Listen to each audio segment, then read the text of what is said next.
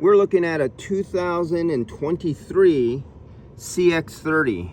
And you can see we're going into the expansion valve there. There's the suction line on top, the liquid line on bottom. And I'm doing a recovery on this unit because it was in a front end accident and they got to replace all this, so the condenser has to come out. But the first thing I noticed, what caught my eye, was the residue of dust. Not the glowing, because of course this is a brand new vehicle. You wouldn't think you would have to do that. So let's get rid of our UV lights.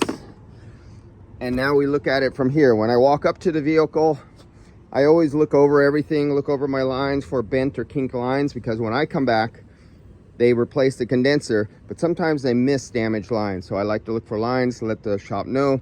But right away, from this distance right here, you can see the shiny metal, but you can see the oil residue on the bottom. You know, you don't see that it's colored or anything like that. Let's look a little closer. And now let's get a little closer down here. There we go. Now you can start to see some color, but you can also see there's an oil residue, and you can see that there should not be dust residue. And this is a 2023 Mazda CX-30 all-wheel drive. Let me get back to this. Everybody keep an eye out for this vehicle, brand new.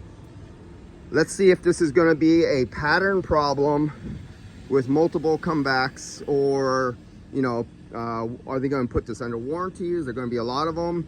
Is it going to be so slow that it slowly loses oil and refrigerant, but the compressor keeps running? The customer who take a long time to bring it in for service, when it's not as cold as it are they going to wait to the point where they start burning out these compressors and do damage before they take care of that leak? That is the question. So let's look for a pattern problem on 23 Mazda CX-30s.